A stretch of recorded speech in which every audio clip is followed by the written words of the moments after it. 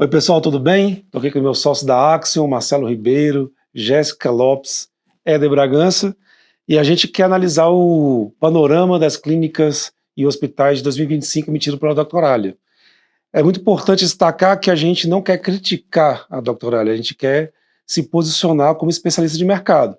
Então a gente abriu essa conversa aqui, a gente estava estudando esse material e a gente resolveu abrir essa conversa como bons sócios, como bons amigos e especialistas, trazendo essa visão mais ampla, mais estratégica, mas principalmente nos posicionando como estrategistas de mercado de saúde, porque queremos ter a percepção do mercado e o que faríamos nesse mercado. Vamos lá então? Primeira pergunta, LaQuest. A pesquisa fala que 55% indicador de sucesso, sobre indicador de sucesso, ele fala que 55% é aquisição e agendamento de novos pacientes, e com 38% aumento de receita, e 36% maior visibilidade, e só com 28% Mas isso é o que o mercado está procurando. É o que o mercado está se posicionando. Então eles falam assim, quais são os seus indicadores de sucesso? O que você quer para esse ano? Como é que você quer se posicionar para esse ano? Quais são suas metas para esse ano?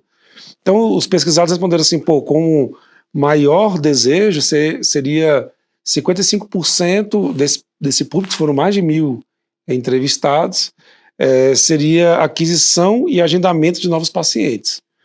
E só com 28% seria retenção, agendamento dos pacientes atuais para retornar aos novos serviços. É interessante, porque a gente vê empresas de longa data, né, rodando e não olham a base própria, né? Imagina que 50% quer novos pacientes, 28% quer olhar a base. Exato. Devia ser o contrário. Né? Devia ser o contrário. Muito mais barato. Porque assim, o foco meio também, 38%, seria aumento de receita. Bom, eu penso diferente. Eu penso que se eu quero aumentar minha receita, eu estou com mais de 1/3 aqui querendo aumentar a receita. Se eu estou querendo aumentar minha receita, é mais barato eu administrar minha base, certo? Porque o custo dessa aquisição seria muito mais barato. E aí, acho que até que converge, porque 24% quer reconhecimento de marca. Mas como é que eu vou ter reconhecimento de marca se eu só estou tratando com novos pacientes o tempo inteiro? Entende? Como é que eu vou me relacionar com minha base? Se eu não me relaciono com quem já está comigo, como é que eu tenho reconhecimento de marca? Quem vai falar bem de mim? O novo? Sempre o novo, sempre o novo. Acho que é um grande ponto. Porque, e é impressionante, né? Eu estou olhando aqui, ó. Aumento de receita é um desejo grande, mas o aumento do ticket médio é o último. Como é que aumenta essa receita? É tudo o contrário, né? Porque no fim das contas, assim, quer aumentar o volume? O ideal seria você aumentar a percepção da sua base de marca. Então, assim, quando fala de percepção de marca, você traz mais cliente seu para falar bem de você, da sua marca, e esse cliente seu vai estar falando melhor de você, vai trazer um ticket médio maior. Sim. Promover os clientes promotores. Exatamente, eu não vou ignorar o fato de você querer ter mais clientes novos. Mas hoje uma empresa para ter, na área de saúde, ter de 10% a 30% de clientes novos já não é tão fácil assim. O mercado de saúde não é um mercado que está crescendo tanto, né? Se a gente olhar... Mas crescendo em que você fala em novos prestadores? Não, em quantidade de beneficiários, né? Não é... Ele chegou Troca, demanda, é uma demanda... Ele chegou num teto que... Troca de bolsa, né? O cara sai do convênio A vai pro convênio B, né? Mas é o mesmo CPF, vamos colocar assim. Acaba que é isso. Então você... e ao mesmo tempo tem um aumento de prestadores. Então, você olhar para a sua base faz muito mais sentido do que a pesquisa, obviamente, mostra um desejo, mas que é aquele desejo que é pelo mais difícil. Não é o caminho, não são as frutas mais baixas da árvore que estão se buscando. Está se buscando a fruta mais difícil, que é o cliente novo. Então, a empresa que tem já uma base, ela deveria focar muito em trazer de volta esse cliente ajudar a divulgar a marca, ter esse reconhecimento de marca, e, na minha opinião, eu inverteria bastante essa ordem aí. Sem contar que a tendência dos últimos 5 anos foi um aumento substancial das pessoas que passaram a anunciar na internet. Então, a gente está falando que o custo por lead aumentou aí. A gente tinha custo por lead na época que iniciou a pandemia de R$2, R$1, tranquilamente. E muitas vezes pouca competitividade do Google, no Facebook e etc. Depois da pandemia, a gente viu que as pessoas passaram a se preocupar cada vez mais com marketing, mas ainda muito focadas em aquisição, campanhas de aquisição, e o custo tem subido cada vez mais. Só que ela só se torna sustentável se eu olhar para o LTV. Quanto esse paciente gasta ao longo do tempo. O que é LTV? LTV é Lifetime Value. Em português, é o ciclo de vida útil do cliente e o quanto ele gasta em um período de tempo e quantas vezes ele retorna. Então, calcular o LTV, por exemplo, tem um cliente nosso que o custo de aquisição de paciente novo dele está em torno de R$49. Porém, se você olhar assim, Jéssica, isso não me sustenta. Afinal, eu atendo convênio, sou uma clínica que tem uma rotatividade alta, mas atendo convênio, a minha margem é baixa. Beleza, mas olhando para o LTV dele, o custo por consulta é R$2. Olhando para o LTV médio, o custo por consulta médio dele é R$2. Então, já passa a fazer sentido. Só que quando a pessoa olha apenas para o custo de aquisição de cliente, ela vai ter uma percepção errada e não vai ter segurança para escalar investimento. Porque no fim, o marketing te ajuda a fazer a primeira venda. Eu acho que essa é a lógica, no fim das contas, é a primeira venda. As outras vendas é você que faz. Eu até vi É relacional, é o cliente se encantar com o seu serviço, indicar o seu serviço. A área médica ainda é muito na base da indicação. É indicação, é você ter um bom atendimento, um bom NPS para uma conversão. Mas a gente tem que trazer a luz na verdade, aqui. Marcelo, as pessoas têm uma percepção errada sobre marketing. Marketing é conseguir levar valor e cobrir as necessidades e desejos do meu cliente. Então, ele vai desde a concepção do produto até a fidelização. Só que as pessoas têm a visão de que marketing está apenas na atração, sendo que a gente, no marketing médico, trabalha em 4 pilares. Atrair, encantar, converter, que é bastante importante também, e fidelizar o paciente. Então, essa percepção de que o marketing, isso aqui não é assunto para o marketing, é uma tendência da gente quebrar nos próximos anos, porque senão o mercado não vai sustentar. Eu me lembro que quando eu fiz a Dom Cabral, teve um professor, agora eu não vou me recordar o nome dele, mas ele falou, marketing é tudo que faz a empresa gerar dinheiro.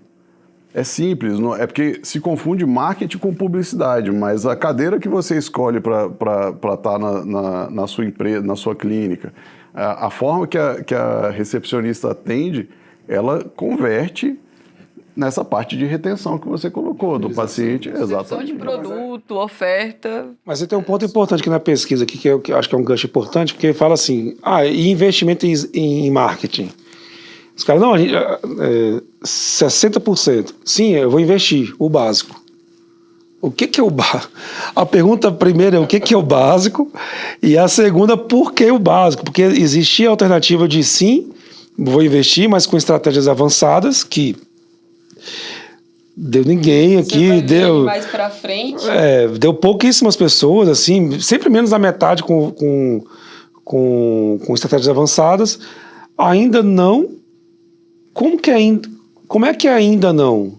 Sabe assim, a grande lógica é, eu acho que o mercado de saúde ele tem um vício de mercado que passa muito para aquela perspectiva que o CFM proibia muito o marketing médico, né?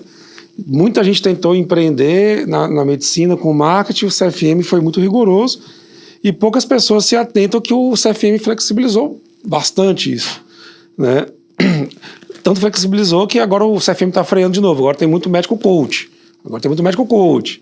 Mas, pela flexibilização. E por que as pessoas não usam um marketing mais estratégico? Primeiro, se eu quero... eu estou buscando aqui a incoerência, tá, gente? Mas assim, se eu quero mais pacientes novos e aumentar minha receita, que é o resultado da pesquisa, por que eu vou investir o básico? Não é o milagre, assim, não é o santo sacral descendo do céu, assim, olha aqui meus pacientes para você. Você vai ver aí mais para frente, na pesquisa, que ele traz um outro dado, que fala que a maioria das pessoas vê marketing como gasto e não investimento. Sim. E aí é muito interessante olhar por essa perspectiva, porque é muito comum chegar um cliente ou um possível cliente falando assim, não tenho certeza se dá certo ou não. Eu nem sei se dá. Então, assim, quando a agência de marketing não consegue trazer para o cliente informações claras do custo de aquisição de paciente, quanto custa para trazer um paciente, fica difícil até mesmo para saber onde alocar investimento. E aí, o que acontece? A pessoa fica com a percepção de mais um dos custos das despesas que me disseram que eu tenho que ter. O marketing não é para gerar leads, para gerar venda, gente. Sim. Então, assim, o que acontece? O cliente chega para mim e fala assim, tá, Jéssica, eles me fornecem relatórios, sim. Sabe se o marketing funciona? Sei. Eles me fornecem relatórios. Tudo bem. Que relatórios? Não, quantas visitas teve no site, quantos cliques que teve na página, curtidas, comentários, seguidores. Gente, não é paciente que a gente quer? Não é faturamento? Visualização então, do Pix, né?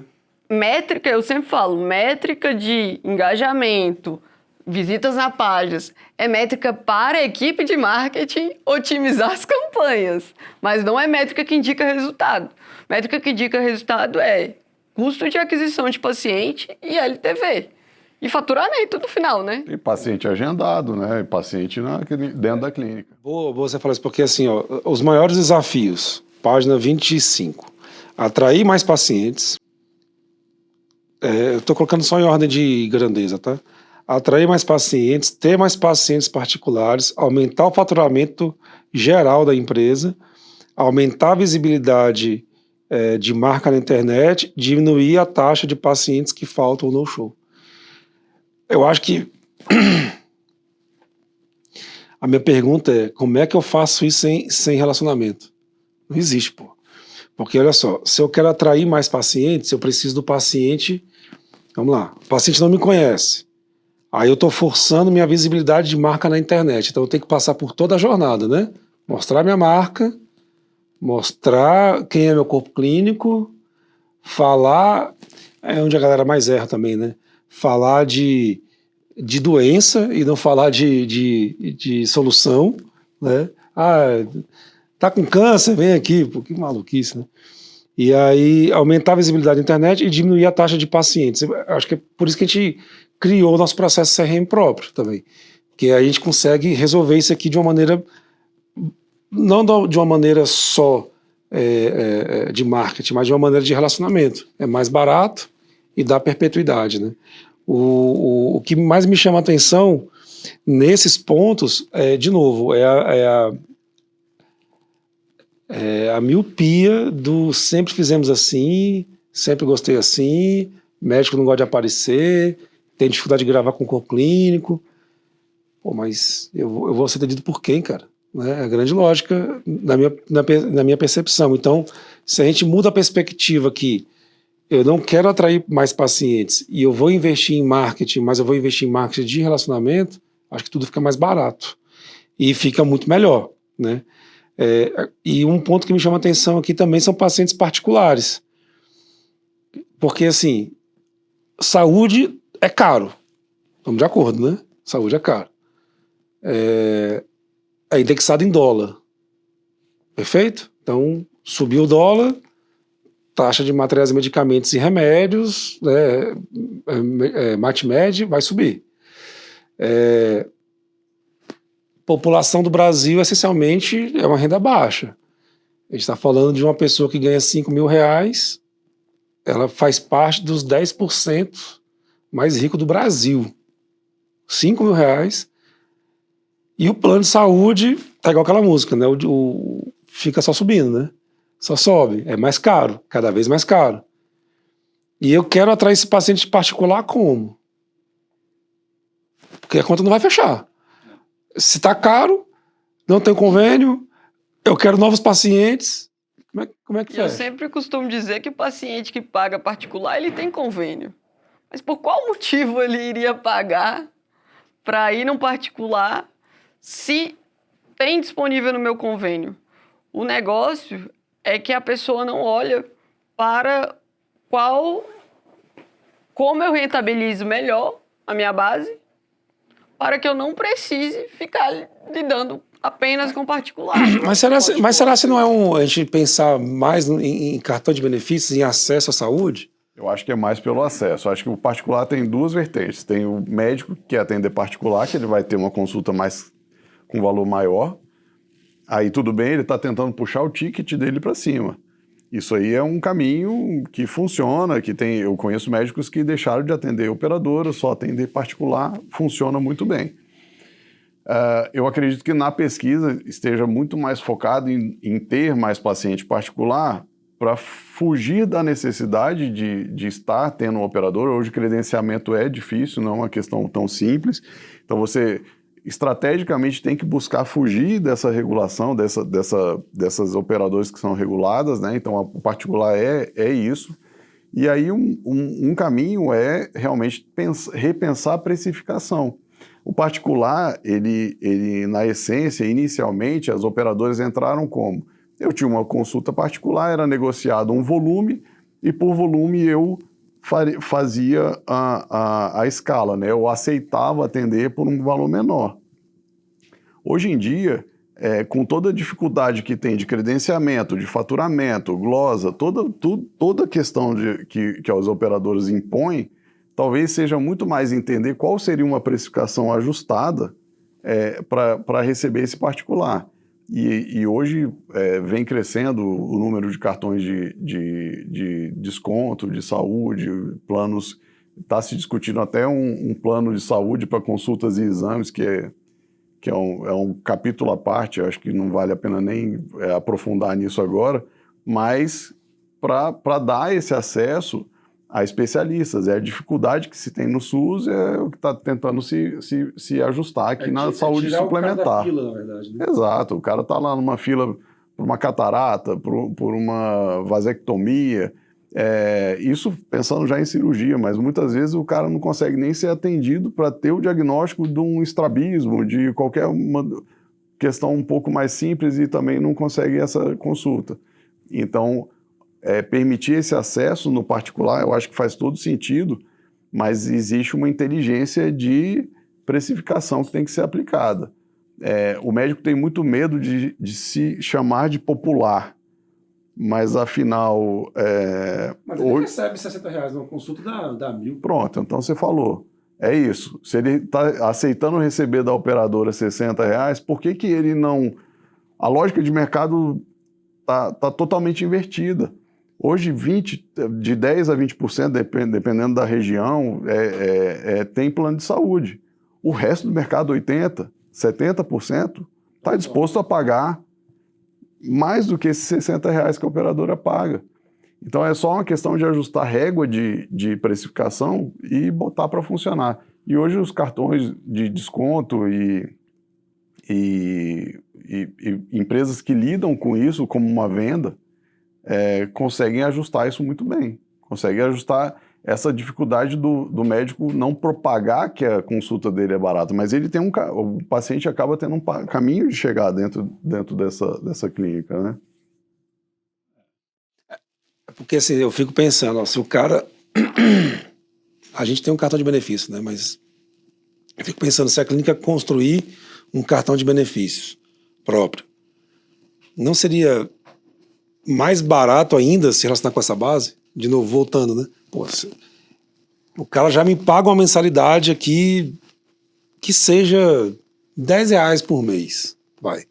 Mas eu não tenho acesso a essa base, quando ele vier aqui, ele vai pagar R$100 numa consulta, né? Porque a consulta particular, que tem isso, essa utopia, né? É preço de convênio ou preço de particular? E aí a consulta é R$600, mas o convênio é 60. Né? O convênio entrega volume. A gente sabe disso. Agora, se eu pego esse cara e eu já está na minha base, já está o cara aqui, eu já consigo antecipar esse passo de receita, né? Porque é muito mais barato. Ele já está aqui, ele já pode consumir, recebe o dinheiro à vista, com o convênio, além de pagar pouco, paga daqui a 120 dias, se não glosar. Difícil glosar a glosa. Mas eu costumo falar que quem fica rico com consulta é médico. A clínica não. Então a gente precisa do procedimento. Eu preciso que ele faça uma cirurgia, eu preciso que ele faça algum exame de imagem para ele poder rentabilizar a clínica também. E aí existe o processo de financiamento, o próprio cartão de crédito do cliente, ou alguma outra ferramenta bancária que a gente possa oferecer para esse cliente. Eu acho que você tocou num ponto importante que, assim, são quebras de conceitos, né? De 50 anos, de 60 anos. Hoje a gente está aqui em Brasília, né? A gente está na segunda geração em Brasília. Brasília é uma cidade nova. Então, os fundadores de Brasília, que tem hospital desde muito tempo, a maioria ainda está vivo, se a gente vai pensar. Esses caras estão vivos ainda. Alguns já se foram, mas tá aí, ó. Então a gente ainda está passando por esse choque de cultura. Se a realidade do cara não funcionar, financeira do brasileiro não muda, a gente tem que mudar o acesso à saúde. Porque também, todo mundo está brigando pelo high ticket também. A briga está muito feia lá em cima. Eu quero ser um médico bem posicionado, eu quero ser um médico coach, eu quero ser um médico das estrelas, eu sou o doutor Bumbum. Tem esses caras aí. Não é? Cara, você sabe Tem esses caras aí. Eles cobram um high ticket pesado. E aí o meio da pirâmide, que é a classe produtiva, mas que está ali entre 5 a 10 mil reais, está se dividindo de comprar o arroz, feijão, café, ou pagar um plano de saúde absurdo. Então eles estão no limbo. É uma ótima oportunidade, assim, mas atrair o paciente particular também tem que saber como, né? Mas você sabe que você falando assim de quebra de paradigma, tem a questão do médico também. O médico está muito acostumado em prescrever para a operadora, né, para o plano de saúde. Ele prescreve. Você fala pesar a mão? Pesar. Eu não vou falar em pesar a mão. Em seguir os protocolos necessários. Vamos pensar no protocolo sem pensar em pesar a mão. Muitas vezes o médico deixa de prescrever algum exame porque o cara é particular. Isso aí eu vivi demais. Então, assim, quantas consultas particulares você via saindo sem nenhum exame? Tem alguma coisa errada. Ou a operadora está pagando coisa a mais, ou quem está saindo com particular está fazendo tratamento a menos. Então, assim, esse paradigma do médico, essa reeducação dele entender que ele pode pedir para o particular, ele deve seguir os protocolos corretos para solicitação de exames, de procedimentos para o particular, é outro ponto super importante. Quando fala em ticket médio, sim, você pega o particular e vê conversão de consulta em procedimentos, ainda é um grande gap para ser trabalhado, eu tenho certeza, na maioria do mercado. Então, quando fala de particular, tem mais esse paradigma do médico. É óbvio que é muito mais fácil pedir para a operadora. A operadora, desse lado, é um ente indefeso, né? Que coloca um cartão sem limite na mão de uma pessoa e é obrigado, muitas vezes, a pagar o que for solicitado. Então, é um ponto de atenção aqui nessa parte do particular.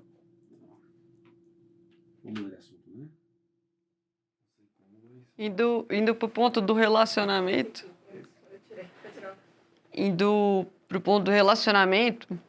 quando a gente fala no processo de relacionamento com o cliente, a gente instigar e ter pontos de contato com o cliente ao longo da jornada dele, muitos dos clientes, antes da gente implementar, tinha uma objeção, e tem ainda, antes da gente apresentar de fato a solução que a gente tem, a objeção de, mas aí eu vou virar Casas Bahia, vou ficar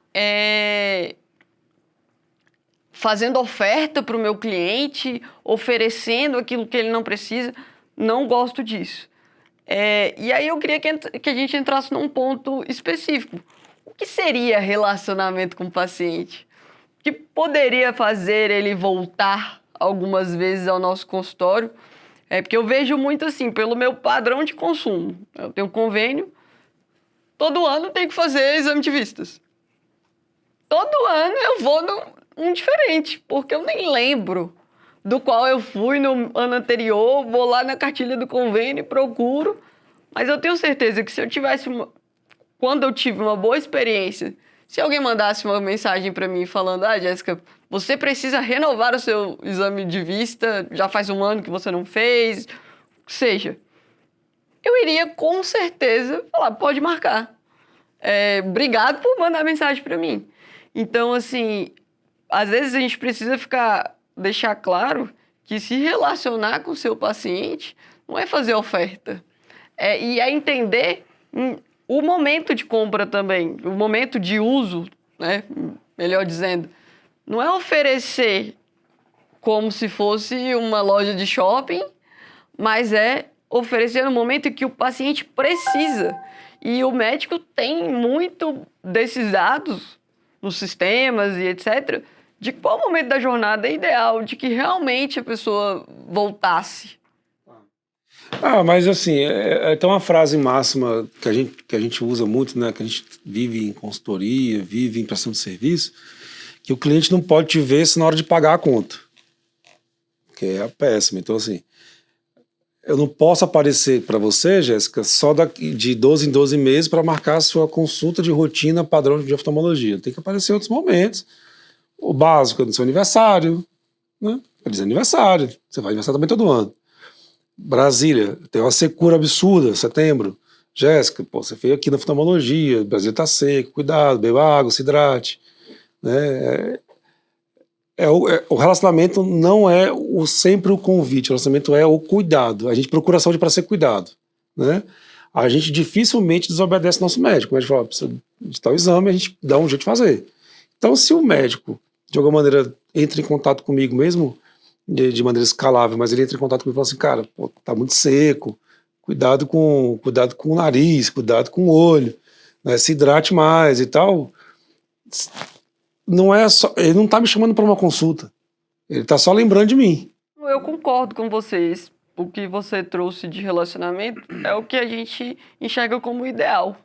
Mas se ainda assim não estivesse fazendo o ideal, eu tivesse um ponto de contato para lembrar uma vez ao ano. Aniversário, né?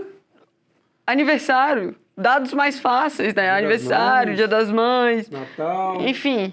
Tem muita oportunidade. Tem muita oportunidade pra gente se relacionar. Mas hoje não é uma coisa comum você observar isso na saúde. Eu acho engraçado, eu acho interessante. Eu sempre que você imagina em saúde, o CRM de saúde é absurdamente rico. É rico. Você pega uma drogaria que vai fazer o seu CRM, você fala de qualquer jeito, o que o cara, o seu e-mail, de qualquer. Na saúde não tem ninguém que vai emitir o endereço, o e-mail, a riqueza do CRM em saúde é absurda. O médico sabe a doença que ele tem, sabe a patologia que o cara tem, sabe que tipo de cuidado que ele tem que ter na seca. Que tipo de cuidado que ele tem que ter numa mudança de clima. Se a mãe teve a mesma doença ou não, ou o pai faz entrevista com o paciente. Você imagina ampliar esse relacionamento, trazendo todas essas informações. É um CRM muito rico que o médico tem. Dados que nenhum outro área da saúde. Não é a área da saúde, gente. O Éder falou cliente. É um dado que nenhum outro nicho de mercado vai ter com tanta precisão e especificidade. Nenhuma empresa vai ter o tipo de CRM que a área médica tem. Nenhuma. Então, assim, óbvio, tem LGPD, tem tudo isso aí, mas eu acho que é uma questão de organizar como vai trabalhar a informação. Para isso, né? Para resolver. Exatamente. Mas o ponto é outro paradigma para mim. Parar de chamar de paciente. É um cliente, pô. E outra coisa, você tem aqui, ó, na página da doutorada 48, perdão. Não fazemos nenhum tipo de pesquisa de satisfação. Quase 40%, 39%. Que delícia. Não faz. O pagador de conta, eu não quero saber a opinião dele. O meu sustento, o que banca tudo, eu não quero saber. E aí fala assim, como que você se relaciona com ele? Mais ou menos nesse sentido, né? Como é que são as informações que você trata com ele? Onde é que você conversa com ele? 78% WhatsApp, que é uma ferramenta que, se não tiver tecnologia envolvida, se perde. Certo? Eu preciso de uma secretária. Eu duvido que isso aí não seja só uma marcação. Ou para qualquer coisa, para pedir onde é que eu tenho acesso ao meu exame, eu quero remarcar agendamento, ou aceita tal convênio, dúvidas assim. Mas o WhatsApp, né, você perde. Se você não tiver nenhuma ferramenta que você integre isso a uma inteligência, como o Marcelo falou, que é rico em CRM, você perde. Né? Ou é telefone. Então, assim, são pessoas que precisam de cuidados que eu não estou tendo trato nenhum com essa base. E vou falar, eu acho que assim, não sei se foi o que a Jéssica quis dizer, mas desses 78%, eu sou capaz de apostar que a maioria é um celular na mão da recepcionista. Ou aquela urninha, né? Papelzinho, bota aqui sua opinião. Não, eu digo a comunicação pelo WhatsApp. Que tinha quando entrou ainda. Não tá afim. Mas como você consegue medir a satisfação? Não, a menina pega todo dia a urna e olha, tá, com que precisão? É o tal da ouvidoria, né? Ouvidoria hospitalar. A gente o Marcelo está nessa área há 22 anos? 22, eu estou há 17. A gente passou por toda essa fase, né?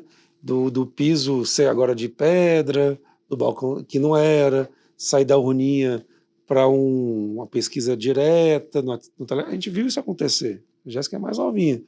Não viu essa transformação, só conhece o mundo como ele é hoje. E tá tudo certo, porque assim, essa geração que tá chegando para pagar a conta. Essa geração é mais ágil do que você e eu, em telefone, não gosta de conversar por telefone, né, quer resolver tudo muito rápido ali, e a gente não sabe nem tratar como a gente como é que a gente vai tratar essa transição de geração. Entende? Assim, como é que a gente vai... Pô, é muito maluco isso.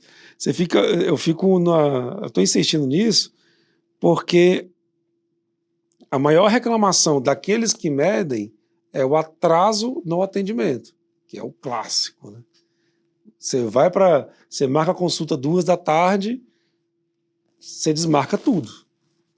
Você desmarca a sua agenda de tudo, não sei que hora que eu vou sair, né?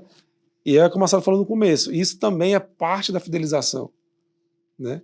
E é não trazer tecnologia para fila virtual, para otimização da tua recepção, né?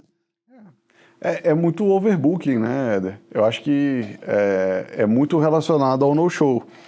É relacionado a um pouco de falta de planejamento, porque a depender da especialidade, o médico faz a pessoa navegar ali em exames e outras coisas, mas é muito relacionado ao no-show. O cara tem lá de 15% a 20% de no-show, beleza? Só que um belo dia resolve ninguém faltar. Então o que acontece? É isso. E como é que você prevê quem vai faltar? Se é o primeiro, o segundo, se é o da segunda hora. Então isso encavala a agenda. Mas é difícil de justificar, é uma reclamação que eu, particularmente, quando vou para médico, e eu evito bastante, eu sei que eu vou passar raiva com hora, porque eu gosto de ser pontual, então eu vou sabendo que eu vou ser...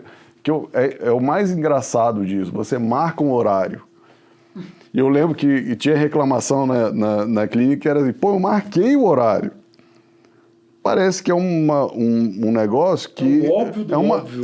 Mas a gente marca o horário para se encontrar no mesmo lugar, no mesmo passo. É como se a empresa estivesse usando aquela gradezinha só para botar o nome. Aqui, ó, essa parte que está o número da hora, isso aqui é bobagem. Então, eu lembro que a discussão é, então vamos atender parar de atender por hora marcada, vamos atender por ordem de chegada. Eu falei, é mais ou menos do jeito que a gente faz já, né? É porque assim, ó, eu estava falando aqui que a gente passou por essa fase, né, de hotelaria hospitalar, pisos de mármore, pisos aquecidos, camas que fazem massagem e tudo mais. Sabe qual é o percentual de reclamação dos pacientes em ambiente de estrutura física? 10%. O cara quer ser o quê? Bem atendido, na hora dele, resolver o problema e sentir confiança no médico. É isso que ele quer. Lógico que ninguém quer ir num ambiente clandestino Não passaram nem uma vacina. a gente não quer ir no piso sujo e tal, a gente quer um lugar melhor. Mas a percepção é que, assim, a obrigação me atende bem, seja cordial, me atenda no horário e resolve meu problema. Tá percebendo que o cara tá querendo se relacionar? Eu só quero isso, pô. Não precisa de muita coisa, não. Pô, eu tava numa reunião essa semana, a pessoa comentou, pô, teve um paciente que reclamou que ele esperou 40 minutos, ó, escuta isso, ele esperou 40 minutos para ser atendido. Ainda tem Já coragem de falar. Ele e a família dele, era ele e mais 2 da família, ele esperou 40 minutos. E a família, 3 pessoas foram atendidas em 12 minutos. Então, olha a percepção, porque além de tudo, está virando uma economia de escala, e consulta demora pouco, não sei o quê. Então, a percepção hoje do paciente é, pô, eu espero 40 minutos por uma consulta de 5 minutos. Então, olha o valor como está invertido, né? Então, isso é um negócio que tem que ser muito o relacionamento do médico. E aí, eu diria para vocês assim, você pode ter uma secretária que atende super bem, você pode ter a melhor poltrona do mundo lá para o cara sentar, a poltrona que faz massagem. Mas se na hora que o cara entrar para ser atendido, que foi o que ele foi fazer pelo médico, e ele não tiver um bom atendimento, ele derruba tudo isso. Então, igual você falou, a estrutura física, o resto é 10% do negócio. O relacionamento, o como esse paciente está sendo atendido, principalmente pelo médico, é muito importante. E como a gente vê clínicas mega luxuosas, né, com pouco investimento em outras áreas muito necessárias. Tipo, marketing, investimento de pessoal, né, que já teve também de cliente nosso economizando em secretária, em quantidade de secretária mesmo. Gente, precisa de mais secretária para dar vazão à quantidade de ligações e atendimentos que tem aqui. Então, assim, a gente olhar para este lado do mercado, de investir muito na estrutura física e não investir na estrutura que faz com que o paciente seja atendido, né? Que é a estrutura operacional da empresa. Uma coisa que me chamou a atenção aqui, das coisas que a gente já falou, que é aumento de faturamento e adquirir novos pacientes, um dos objetivos, o terceiro maior objetivo para 2025 das empresas pesquisadas pelo Dr. Alia é ter mais controle de resultados, gestão financeira, de processos e produtividade. Finalmente, né? É engraçado, gestão financeira é o que a gente menos vê, né? É um objetivo. Quando fala de aumentar faturamento, eu acho até interessante que muita gente sequer sabe o seu faturamento. É uma coisa, é um dado real isso. Tem cliente que você pergunta quanto que faturou no ano passado, ele não... Entre tanto e tanto. E aumentar faturamento hoje, como a gente está falando aqui, o mercado de saúde não cresce como a gente gostaria, os players estão aumentando, está se aumentando o número de médicos, o número de empresas de saúde, e aumentar faturamento não é tão trivial. Então, o controle financeiro, ele é essencial, porque se você não aumenta o faturamento, você tem que reduzir despesa e otimizar custo. Não tem o que discutir aqui. Sim. E a gente ainda vê muita empresa que não trabalha essas duas partes, essas áreas de custo. Além de gastar errado, às vezes, não ter uma dedicação, por exemplo, para uma divulgação para aumentar essa receita. Vamos colocar que o marketing é um ponto importante. não olha custos invisíveis que estão dentro da empresa, que O estão... que você chama de invisível? Perdas de... Vamos supor que você economiza numa farmácia, No fornecedor. não, você economiza num funcionário da farmácia, mas você não tem um controle da farmácia. Existem hospitais que têm um estoque que são maiores que o faturamento mensal dele. Sim, sim. Então são custos invisíveis, como a quebra de material e medicamento. Variação de estoque, por exemplo. A variação de estoque é absurdo. Ninguém controla isso. Às vezes economiza no faturamento. No processo faturamento. Não estou falando no setor. Para isso, gente de treinamento. Então você perde dinheiro no ciclo da receita. A guia é perdida na recepção, a guia é perdida no caminho para o faturamento, a guia entra na gaveta de alguém, no carimbô. Foi errada, é glosado e você perde na... Então tem gente economizando com coisa que acaba queimando essa receita que ela é virtual, que ela não existe se ela não se efetivar, né? Mas assim, eu estou puxando essa conversa também porque é o seguinte, ter mais controle de resultados, a gente está nessa lida aí há quanto tempo, né? Não era uma percepção do médico, perfeito? Não doía para ele, né? O controle em si, né? E aí eu vejo que esse controle subiu muito de ranking, porque, para você ver, sabe qual é o último item de objetivos? Atrair e reter corpo clínico. Gente. E era o contrário. Você precisava de mais médicos e tal, você não controlava muito. Sabe por que isso? Por causa que a Jéssica comentou, por causa do aumento da competição do mercado, o empobrecimento da população que não tem plano de saúde. Então, assim, me parece que o que eu tenho que controlar bem. É muito mais assim de ser mais ágil. Me parece muito mais essa impressão de, cara, tem que ser mais ágil, tem que controlar rápido, porque o que a gente conheceu de médicos sendo cuidados financeiramente no livro caixa que a secretária fazia, pegava um bolo de dinheiro e entregava, e é isso aí mesmo. E aí, quando a gente entrou em alguns clientes assim, a gente descobriu alguns casos que o pessoal da polícia tem que ser convidado a investigar isso mais de perto, né? Tem muito desse setor. Então, assim, pelo menos tem esse controle, além de ser o óbvio, é uma empresa. Eu tenho que saber quanto eu faturo, quanto custa, quanto eu pago, quanto eu lucro e que capacidade de investimento eu tenho. Isso é o básico do básico e tal.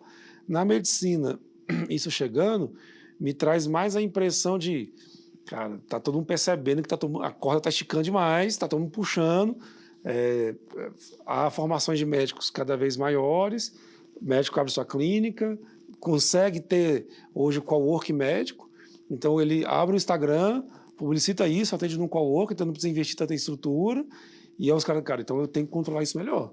Eu tenho que puxar isso para mim e não perder essa receita, porque esse cara vai para outro lugar, né? No final do dia, se a gente falar que a gente está procurando o controle financeiro e não está procurando se relacionar com a base, a gente está falando que eu estou deixando minha concorrência vencer. Entende? E era um mercado, a medicina era um mercado que não exigia eficiência operacional, por ser muito pouca oferta, muita demanda, e aí era fácil. Muitos anos atrás, vamos lá, o Éder falou, ter lucro, né? Eu Hoje em nesse dia mercado em 2000, né? Eu diria que em 2000, ano 2000, que eu entrei, a margem dessa área era uma margem à prova de idiota. Não existe a margem à prova de idiota, então assim, qualquer idiota conseguia ganhar dinheiro, porque a margem era tão grande, hoje não tem margem à prova de idiota mais. Não tem. As indústrias farmacêuticas estão aí, porque existe o mercado concorrente em volta a gente está pensando no hospital aqui, né, essencialmente, mas existe o mercado em volta. Então existe mais concorrência da indústria farmacêutica, existe mais concorrência de OPME, existe mais concorrente de luva, de descartáveis. Então, existe um mundo aqui que está todo mundo brigando. E o único pagador de conta é o paciente. Dá para pensar nisso? Quem que faz essa máquina inteira girar é o paciente. Ele tem que ter o plano de saúde, ele tem que contratar um monte de coisa para isso tudo girar. E, pô, querendo ou não, a saúde hoje é o terceiro item mais importante do PIB do Brasil.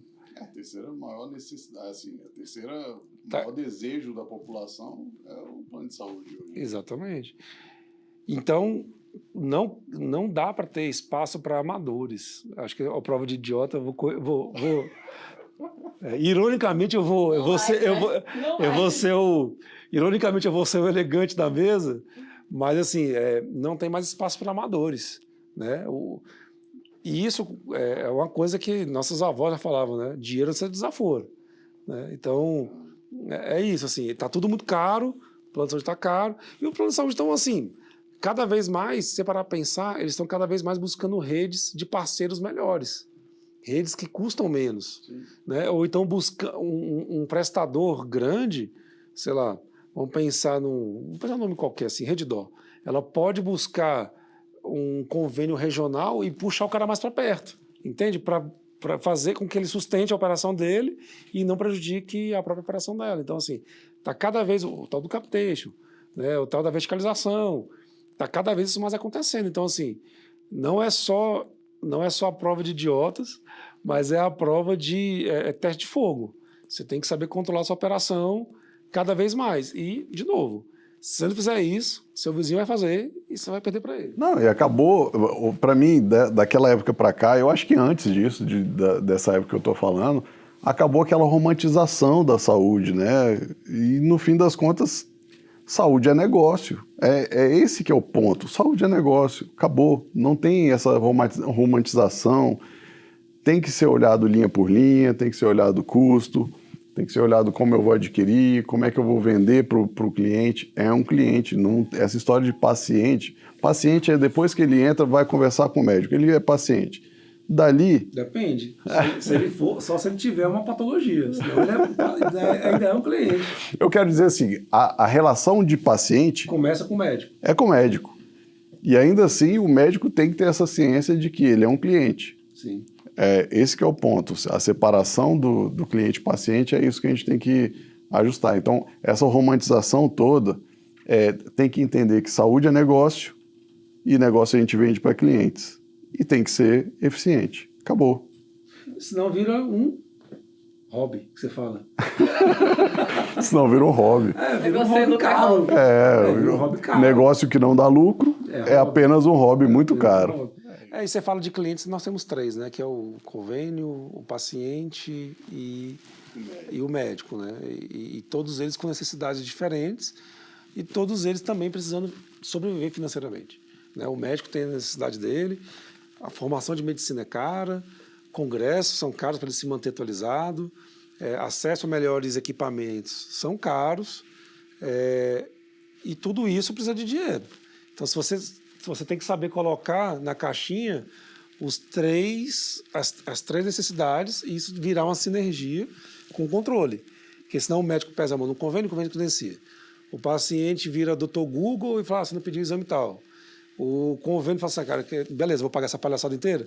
Então, a lógica da saúde é uma sinergia de relacionamentos e interesses que o financeiro é um grande ditador de regra. No final das contas, ele tem que manter o limite da relação ali, né? Vocês brincam e eu tenho que botar ordem. E aí, beleza? Tá tudo de boa? Mas, na verdade, as pessoas olham assim, nossa, estamos entrando em uma crise no mercado de saúde. Quando eu olho assim, não, é um mercado que está começando a exigir profissionalização como qualquer outro. É um mercado que está precisando exigir olhando na casa da vírgula para dar margem e etc. Porque é assim que rodavam todos os mercados. O mercado de saúde é que ele era realmente uma anomalia. Ali, como o Marcelo disse, a prova de idiota. Total, era... Então, assim, a gente escutava muito assim, ó, na saúde é diferente. Na saúde é diferente. E na locação de carro é diferente. E na venda de balinha é diferente. É óbvio, é tudo diferente. Mas o mercado caminha para a comoditização. todo o mercado vai partir para isso, vai consolidar e virar commodity. Então é o que está acontecendo, basta ver os movimentos de Redditor, Oncoclínicas, Pátria, XP, todos esses movimentos que estão aí são de consolidação. Existe muita controvérsia, não na pesquisa, a pesquisa é muito clara, mas existe muita controvérsia revelada na pesquisa, melhor colocando, que é assim, uma tendência para 2025, humanização, o paciente no centro da estratégia. Pô, isso aqui eu escuto desde que há muito tempo, né? Isso aqui, ó, primeiras palavras... Hoje está mais fácil falar de asização do que uma... olhar para fazer qualquer coisa. Então, assim, porque desde quando eu fui para o primeiro hospital da minha vida, esse era o tema. Porque a humanização, o paciente sendo cuidado. Acho que foi também que surgiu muita questão das acreditações, Zona, Discommission e outras mais. Já trazendo isso, mas pô, isso tem tempo. Ainda é uma tendência. Só que a lógica quer dizer, a ilógica é 72% das empresas pesquisadas aqui a palavra é nunca mapearam a jornada do paciente. Como é que eu vou humanizar se eu não sei qual é a jornada desse cara? Como é que faz? Trazendo isso para a luz financeira é a mesma coisa. O que eu vou medir se eu não sei o que medir? Eu vou medir faturamento e... esse ano faturamos mais que o ano passado. Aí ninguém mede saldo de caixa, exposição de endividamento, indicadores básicos, ticket médio, taxa de conversão, taxa de ocupação. Eu não estou falando que essas empresas são amadoras, cara. Eu não estou querendo nem chegar nesse ponto. O ponto são as inconsistências. Eu preciso do paciente, clínica, hospital não existe se não estiver doente. Paciente dentro. Se eu não meço resultados para saber a efetividade do meu lucro, para sustentar essa operação. E ainda assim, quero humanizar atendimento, sem me relacionar com a minha base. E 72% das pessoas nunca mapearam a jornada do paciente, como é que... Onde é que a aritmética fecha? É mais ou menos o seguinte, ele quer morrer, ele quer ir pro céu, mas não quer morrer. Não quer morrer. É isso aí. Eu quero morrer. Eu sei como é que eles tentam, né? Já passei por isso com clientes. A secretária tá igual barata tonta. E ainda culpam a ineficiência da secretária. Com o caderninho lá, você tem que falar com esse paciente. Gente, mas começa por onde? Qual é o critério? Qual é a priorização disso? Quando? Por quê? Como? Então, assim, se você não tiver dados, um caderninho não vai conseguir de jeito nenhum. É impossível. É tecnologia, né, gente? A gente está falando de IA hoje. É uma tendência de mercado, está aqui na pesquisa. O segundo maior item é trazer mais inteligência artificial para o processo. A gente vê hospitais de referência como o Moinho de Vento, né? Já fazendo isso há muitos anos, medindo o fluxo do paciente, medindo a internação dele, medindo uma série de indicadores que fazem total diferença, já fazendo análise diagnóstica junto com IA para prevenir câncer e outros achados em imagem, por exemplo. Então, tudo isso faz parte, né? Mas vamos pensar na grande maioria. Talvez a gente está falando aqui de Redditor, DASA com alguns hospitais, Moinhos de Vento, que está fora de rede, Albert Einstein, Sírio-Libanês, tá, mas é a galera mesmo, o que vai jogar o jogo. Como é que vai, quando que vai chegar isso para eles? Quando para esses caras já estiver obsoleto. Então a gente tem que pensar também no cara que faz o jogo, que eu vou avançar em controles, em coisas que eu posso controlar para fidelizar minha base, que acho que foi a tônica aqui da nossa conversa hoje, e principalmente, né, para medir se meu resultado é eficiente. Porque nem todo lucro é eficiente e nem todo prejuízo é permanente. Então a gente tem essa lógica de deu prejuízo, eu consigo justificar, beleza, foi um erro de percurso, corrijo, vamos embora. E às vezes eu tive um mega lucro que foi um voo de galinha. Então a grande lógica é como a nossa missão enquanto Axiom é trazer essa visão para as empresas de saúde. Acho que o papo foi esclarecedor do meu lado aqui. Tô louco para trabalhar. E aí, como é que a gente vai trazer inteligência para esse mercado? Eu acho que é medindo o que dá para medir. Tem o cara que... Pô, a gente já teve clientes aqui que não vou começar agora a consultoria porque eu tenho que organizar muitos dados. Não, cara, esse é meu trabalho. Deixa eu organizar que eu já faço a estratégia. Né? E tem gente que está conformado e está criando herdeiros, não está criando sucessores. E tem gente que simplesmente nem sabe que está dançando e o baile está comendo. Então, eu acho que tem um trabalho nosso aqui, nossa missão, acho que é levar essa educação de mercado para o mercado.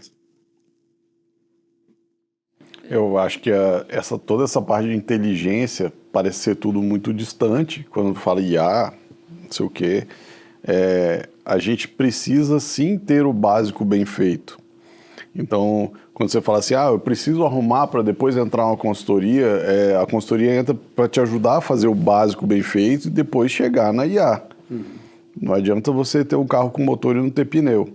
Sim. Então, você tem que trabalhar o básico muito bem feito. Então, acho que a parte de relacionamento com os stakeholders que a gente tratou aqui, super importante, e a parte de controle, super importante. E entender que saúde, de fato, é negócio. Saúde é negócio. Inteligência é construir o caminho, bloco a bloco, até a gente conseguir resolver problemas complexos. Né? Inteligência é o problema que você tem hoje para chegar no passo 2. Né? E é assim que a gente está caminhando com os nossos clientes e é por este caminho que a gente começar, pelo principal problema de cada operação, né? É isso, ficamos por aqui. Boa noite, vamos para cima. Um abraço.